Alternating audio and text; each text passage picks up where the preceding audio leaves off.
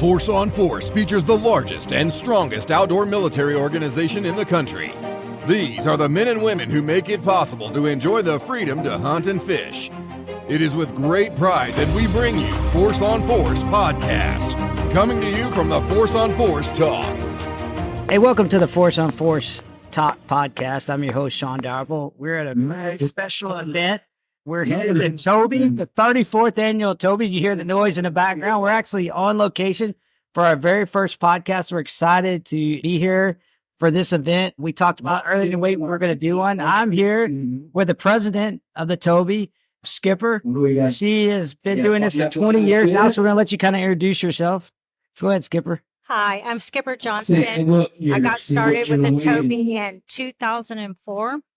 Just started with the weigh-in line like these guys are doing right now. We kind of put her on the spot today and told we were going to have her on here and talk about it. But this is a very special event. So it's the Texas Oilman's Bass Invitational here in Toledo Bend, Cypress Bend Park, here in the Louisiana border. But more than that, what exactly does this tournament do? Tell us what it does. So we raise money for the renal unit at Texas Children's Hospital. So all the funds go 1, 5, 6 to help support those families and support every year in the summertime. And we have a Christmas party for them.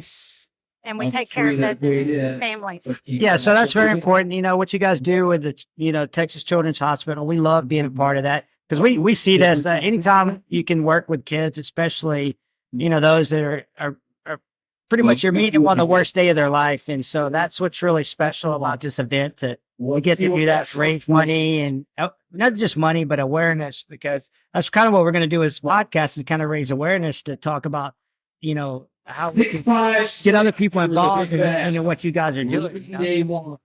So let's talk about that. There's multiple ways that they can get involved with. How do they get involved with TOBI to kind of help out with this? Well, sponsorships. So sponsorships help, right? That's raising money for them. Absolutely makes a difference.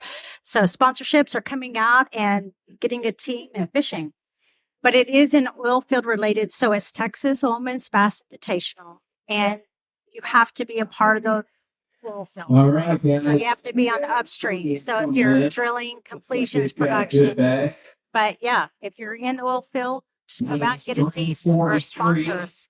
Right. And I think not just that, but it allows to go for a good cause. How much money did we got raise last year? $50,000. And we have donated since beginning over $3 million. That's a lot. That's a lot. So, especially on a day like meeting kids on the worst of their lives and to bring a smile to their face. That's really, because I say that because, we've done a lot of work with Gold Star kids, Army bass anglers, bug hunters. And I always say that because if you've never experienced dealing with kids in those situations, you don't really know what it's like. And to be able to give them a little glimmer, a little bit of normal, because what you're trying to do is give them a little bit of normalcy in their life. Am I right? Exactly. Okay. And the reason that we support the renal unit is that the renal unit is very different than the heart unit or the cancer unit. These are kids who are kind of in limbo until they can get a transplant. So they may be there 6 months, they may be there 6 years, right? So it's about keeping them alive. And these kids are small because they have kidney issues. They have problems in school. They're sick a lot. They get bullied a lot. So part of what Texas Children's Renal Unit does is they work with the schools to make sure that they keep up with their homework. They help them go do fun things. Most of these kids have never fished. We take them fishing. They get to be away from their parents for a day. They have a ball. And a lot of them are very unfortunate. And so the Christmas party is kind of a big deal. I was surprised at what a big deal a Christmas party is, So even getting sponsors for that, being able to get these kids a meaningful gift is a big deal. Yeah, I think we sometimes take for granted some of the things. I always say this a lot. I've been on 3 deployments around the world. I've got to see things that a lot of people don't get to see. And I think a lot of us as Americans sometimes we take for granted. And the closest I think people here in this country can really get to what I've experienced is to get to go to places and work with kids like that in that environment, because that's really, people that are less fortunate. They've not been very, very good. They're just they're so happy to just get littlest things, and that's what's so amazing. So what if the mother at the Christmas party this year, she had special. They were Polish. 1916. They had never been to a Christmas party. They were so excited to get their Christmas clothes. They wore them like they got up at 6 in the morning. They were wearing their clothes all day. They were so excited. Well, that one looks like a hard. I've never met somebody that's never had a Christmas before or been to a Christmas party. Right. That was their first one. So that little remote control car was a big deal. It's almost like going back to like 6 years ago. Very first memory, when you're a parent, to be able to welcome and that these kids are older and seeing that for their first time. Well, I will tell you that in the last 5 years, all of a sudden we're seeing a lot of that are having these kids. And I think before they weren't able to save them, and now they are. But like we started getting requests for mobiles for when they're doing their dialysis. So these kids have to have dialysis 3 to 4 times a week. They're there for 4 to 6 hours. And so like we supply iPads, game systems. That they can use while they're getting their dialysis. It's like everyone we have farming, and nobody can get around the city. If these kids don't get to the hospital, they die. Right. And so, like, they had to work with the National Guard. They did work with the Coast Guard. Hospital. We got somebody else coming up. It's a very special, unique situation. Let's look at man, that's why we love being a part of what we come to TOBI. It's one of our favorite times of the year. We have a couple of big events, but that center around kids, and this is one of them. TOBI's always really a special time for us. For me, coming to the Cypress Spin is always really special because, for one, that's where I won the first ever Force on Force championship right here in Cypress Spin Park. And I did it with Gold Star kids, so it always has had a special place. We were filming a couple weeks ago. Our film crew we were at dinner. They were doing a look back and looking at some old footage, and they go, they were making fun of me because they were laughing because that's when I grabbed when I won. I grabbed the trophy and was so excited, and so I had to explain to them that win, because it was a very rough time in my life, and so when it happened here, not just for me but with those kids, how much it meant and how much to celebrate with them, and so it was a time to kind of share. So every time I come here, I've always brought back emotions to like me. It's a kind of special place for me. Really, very, very special to be here in this particular part. Because I remember walking up this dock right here behind me. Thinking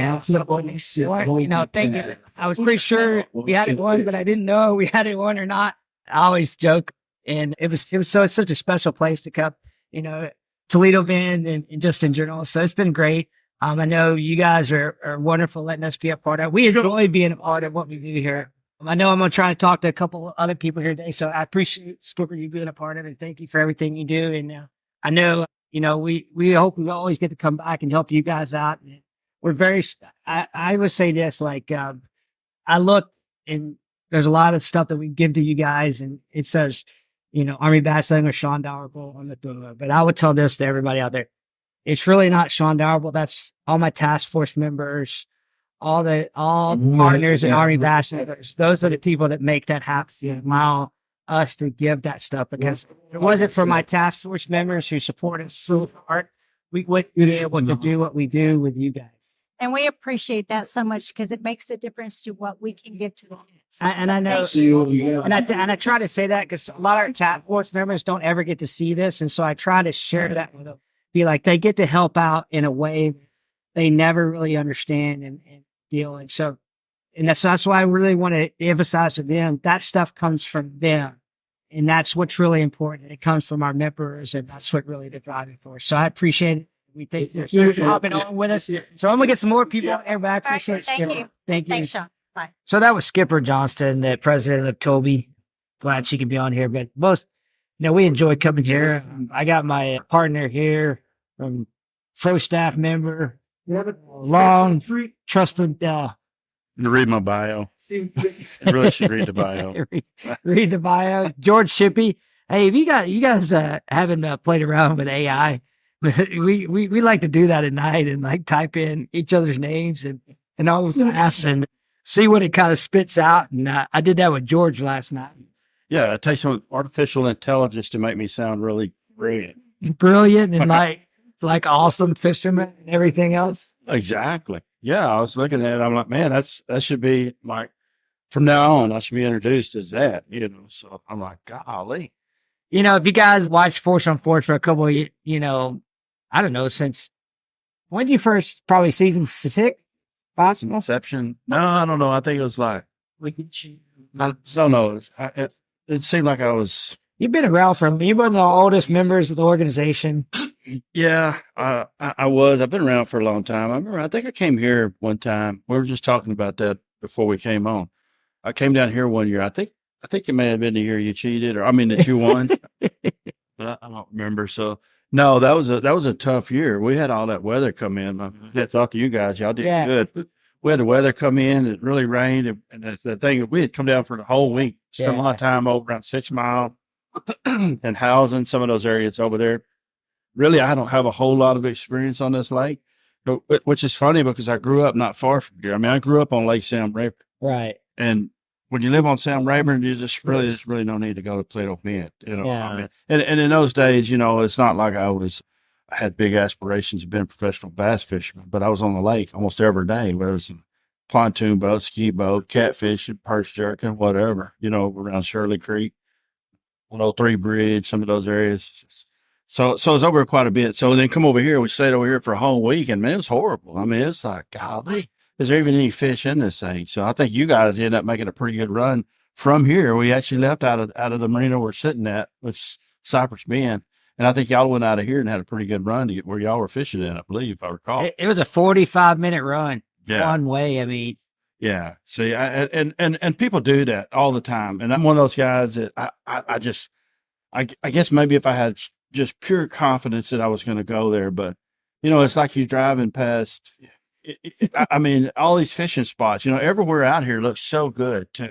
It was. And I remember like that day before and talking to Don Brunson and having a discussion with him. And cause we knew the conditions were really tough, and those are the fish. That was the only fish we found. And I remember Jeff and I talking to Don and just saying about the decision to run. Cause that's you only got 4 hours on a TV show, and do we run down there and risk it all? And Don goes, well, what else you going to do? You ain't on any fish anywhere else. So if you don't run, you're not going to catch any fish. So what do you got to lose to run down there? But probably the biggest decision and all that, and I talked about that with Skipper a while ago, was, for us, we're fishing with the Gold Star kids then. And that was kind of a cool deal. And why I have so many memories here at Cypress Bend Park, why I love coming to the TOBI. I had to go to those two moms who just barely had met me and be like, hey, do you mind if your two boys take a 45-minute boat ride one way with me? On Toledo Bend. On Toledo Bend. And not the best conditions to run in 45 minutes either. And so for them to trust us, me and Jeff, to make that run. And because I told him, I said, we're probably on fish to win this thing. I mean, we were that confident. But then I got down there, and I'll tell this story all the time. I told this in an earlier podcast, man. It warmed in the night. It was in November, and, fish, and you get up in those creeks and stuff. And those fish can move in the fall, transitioning, and they had moved further back in the creek. And so I didn't get a bite for 30 minutes.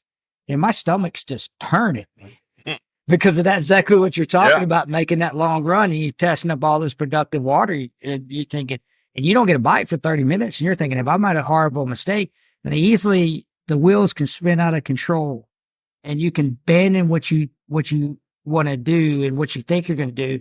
And luckily enough, I stuck with it long enough, probably because of the fact that we didn't have anything else to do, not because I was that disciplined. I think it was more that we just didn't have anything else. So what else were we going to do? So I really didn't have any other choice but to stick with it. And we just found them, moved further back up in there. And then when we found them, there was just one right after the other, right after the other. We were able to catch them. So as saying, this place has a special bond for me. But I think, you know, we come down here a lot now, and I think it's one of our favorite events, the TOBI, to come down here. The TOBI is the TOBI's a hard event for me because when I'm coming down here, you know, my truck's just covered in pollen. You know, and this time of the year, that only means one thing. You know, the fish are getting ready to spawn. The pine trees are, you know, coming out. And everything's just freaking yellow all over the water. You know, the water temperature's right. Everything's just the right conditions for them to bring in some big bags. And of course, we sit here and we listen to these weigh-ins right now from us. Yeah. You know, I think right now, I believe a 978's leading the big bass for the tournament. So, but they're steadily coming in. So they are catching some good fish. And you know, they're out there. As a matter of fact, so you remember the one year I caught almost 8 pounder, just right out here. Off the dock. You know, just playing around, you know, between people coming in, you know, so we go over there. But yeah, it's always a good tournament, you know. But then another bad part of it, and I was just thinking about this a while ago, is if you've never been to the TOBI, or if you get the chance to even come work as part of the Army Bass Anglers, the pro staff, or the task force guys, you know, if you get a chance to come and work this, the worst part about it is, you know, the winter's over. It's time to come out. You know, sometimes you can wear shorts. I was froze to death last year.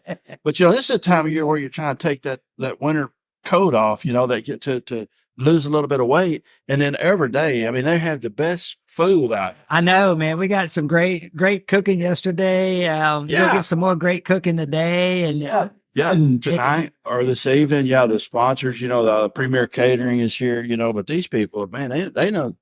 Listen, I grew up down. You know, like I said, grew up on Rayburn, so I was over this way quite a bit. But yeah, people down here know how to cook. Good Louisiana Cajun food down there, you know. And it works out for me because I like to eat. So you know. We try to sneak off too and maybe go eat some crawfish while we're down here. It's a good time and just to get out. Not only that, but it just, for us, I think the camaraderie and everything that we do is just pretty awesome. I love it because we're sitting around hanging out to probably 1, 2 o'clock in the morning last night. You know. Oh yeah, catching up on times, and we got a pretty good. That's what that bird boat, whatever we're staying. Airbnb. Yeah. We're staying right on the water, and we were watching guys out there catching fish right there in front of where we were staying at this morning. You know. Yeah, and I want to steal the mattress that I slept on last night. I mean, never do I get that kind of. I'm like, man, this mattress is incredible because I thought for sure. I was the last one to come in. Y'all are already here. So I said, you know, they went and they probably laid in everyone needs beds to see which had the best mattress. So I know I'm probably not going to sleep on the floor or on the couch or something, but come in. No, it was good. Hey, look at there. Like, there's Ty for everywhere, a task force member, the guys right there. But yeah, you know, it's funny. So I joke about it. So you said it. We did, I guess season 10, we did a look back. 10 years. Yeah. And you talked about the early days of Army Bass, and now you go in there, it looks like an IC. Oh, yeah. So now we don't, you know what happens when we go places? We don't necessarily pick beds based on comfort. Everybody's picking beds based on outlets. Exactly. Well, you know, that's what, when you get ready to start going somewhere to fish, you know, the first thing I do is I say, well, okay, I wonder how far I'm going to be from, I want to have plenty of extension cords, you know, to be able to run, to charge the boat batteries and that. You know, now the boats, I mean, good Lord, 5 batteries, you know, 4 or 5 batteries in the boat, you know, several different chargers, you know, for the lithium and this. And so, you know, I start looking at that and what all to take to cover and all this.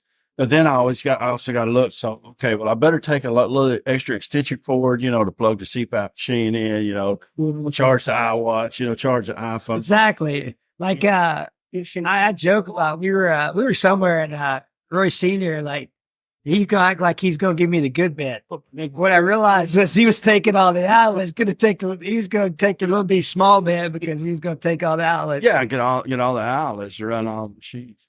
Yeah, we had a good. We always have a good time down.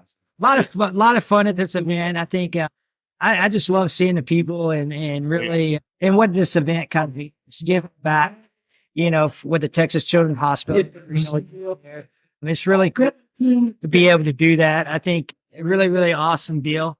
I'm hoping that maybe we get a couple more guys. The Skeeter demo team is out here doing boat rides. Yeah.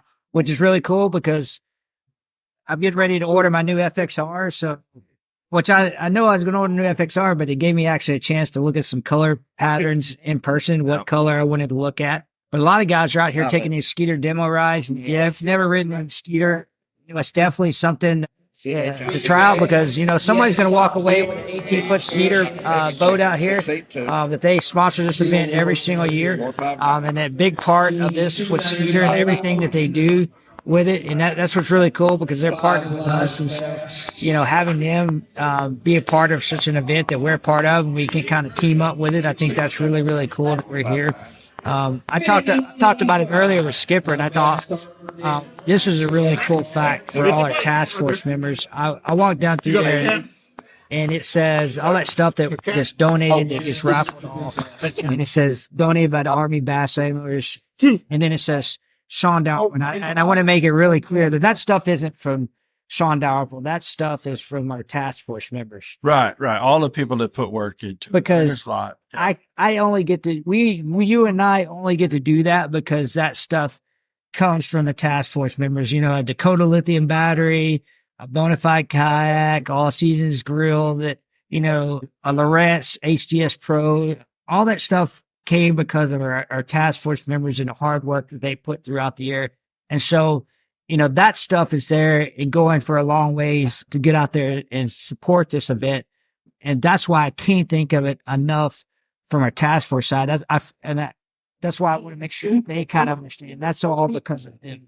And there's some good coalition guys out there. Yeah. Task force and coalition. Yeah. I don't know if you want to explain, what the difference is. Yeah. Somebody listening may not understand exactly what the difference in that is. So a task force guy. So we got about 2 years ago, we kind of redefined our members out there. A lot of what we did doctrinally from downrange. So task force member is anybody that served in the military, U.S. military, because when you're deployed downrange, you're part of a task force, whether it's but it can be a task force, can be an Army, Navy, Air Force, Marine, but they're all U.S. military. That's right. So typically, then anybody outside that task force is what we call the coalition. So whether it was, other government agencies or anybody else. So we have members that want to support the cause that are coalitions. They're just anybody that served, but they support us because they're believing so strongly in what we do with the nonprofits. And so along those same lines of what we know from the terms, when you flip on the news and you hear about, Task Force 82 or, the coalition, that's where those terms come from. Those terms, they're actually doctrinal terms from the military. Right. And also, I think you remember when I think I opened the show for when Chuck and Rory fished Force on Force, and I think one things I mentioned then was, we're not professional fishermen, but we were or still are, or at one time, professional soldiers, sailors, airmen, and Marine, that all share love the outdoors and a passion for being on the water and stuff. So, yeah, I think that's so important because, man, our level of professionalism, what we've done in the past, that's what separates us from everybody else out there. And I think sometimes we don't talk about it enough, but it's also what brings us together and unites us, that task force. That's why I talk about this all the time. I love what we do for the nonprofit stores. I mean, there's no doubt. Oh, yeah. We do great things. But if I get asked, if I could take everything away, the one that we do better than anything, since we provide an area where guys, girls can come together like-minded for a love of the outdoors and that camaraderie that they had when they were in the military. Yeah, exactly. That's a good point. Good point for sure. So, yeah, you're talking about getting back to nonprofits. Hey, so all the years I've been doing this TOBI and Skeeter owners, I mean, all the different events I work, I can't even, they start running together. I can't even remember, but and I always say, a lot of times you see the same faces, Skeeter owners tournament, you're going to see a certain group. You go to Sealy, the tournament we worked at, you're going to see a different group, so you always see a different group. But something happened this time that, I don't know if we talk about this or, if you brought this up with anybody else, last night. So we come down on Thursday night and we start the registration and we sell the smaller bottles of BioBore for $20. And For that $20, what that does is it puts you in the big bass pot for the tournament. They have a separate big bass tournament, but it's almost like a second chance pot or whatever. So you get a good product, BioBore, which is one of our sponsors. Right. Takes that, protects your boat. Like I was telling everybody last night, it's not just your boat, your lawnmower, your weed eaters, your car, whatever. And so you get a good product for it, but then it gives you, if you end up catching the biggest bass of this tournament, you get to come back and bring that bottle that you purchased, and then we give them $500 cash. So that's a good thing there. But one of the other things we always have, if anybody this is probably familiar with, that we have the raffle, or sometimes we'll do the squares. We've done the squares. So last night we filled the squares up. We completely sold out of the squares in one night. Right. Normally we'll go into Friday. We'll sell a lot of squares Friday evening, and usually by Saturday when everybody's back out here, I remember carrying some of this. Like we done a Lowrance graph, 16-inch graph, and we were carrying it around the table where maybe somebody. Me and you were doing. Yeah, me and you done it to be able to finish selling it up. So last night we actually sold all of the squares in one night, which was great. But there's more to that story. So what ended up happening is one of the people that bought the squares, I think they bought maybe one or two squares or whatever it was. And of course we do all this on live, on Facebook Live or whatever. It's all recorded. So it's all done random. Well, the guy that won it had donated the prize back. And so we had a lot of discussions last night. We were kind of torn between ourselves. There was the four of us, me, Shawn, Chuck, Rory, and Brent. So five of us. So we're all in the room. So do we come back and offer the guys, hey, here's another chance. We're going to do it again, or do we just do some other prize? What's the best way to do it? So we actually made a decision last night that we were going to raffle something else and just kind of let that die. Yeah. Well, when we came out, everybody heard it. Well, they wanted that prize back. They wanted it back. And so we got it back. We did lower the price on it. So we're going to run it again, which is great because some of these things we do is for our nonprofit. Right. We're all here for our nonprofits, but so it allows us to donate more, just like the TOBI here, this event here. And I don't know if you've talked about, if we even know a monetary amount to what we donate for the TOBI. I know this year we donated about almost $12,000, and I think it was somewhere around $13,000 last year. And that goes into the bigger pot to help them raise money to give. That they actually last year was able to write a $50,000 check to the Texas Renal Union. Right. Exactly. So yeah, so those are the things that we do. And I think a lot of people don't see it. They see us out here selling, t-shirts like we run a flea market or something. If I ever get retired from the government service, I've got a bright future ahead in, maybe a flea market or something. Which is really cool is we kind of end this as we transition. We're going to the Bassmaster Classic next week. Next weekend. Which you brought it one of our nonprofits. It's going to be there with us. Folds of Honor. Oh, yeah. They're actually going to be in the booth with us at the Bassmaster Classic. That's awesome. So we've got a big 20 by 20 booth, biggest booth we've ever had for the Bassmaster Classic. We're doing some really cool things. We're selling some products that we've never sold before, doing some partnerships to bring on some stuff for the Classic from Foresight Turrets and some other stuff. Also, just right there in Tulsa, which is home of Folds of Honor.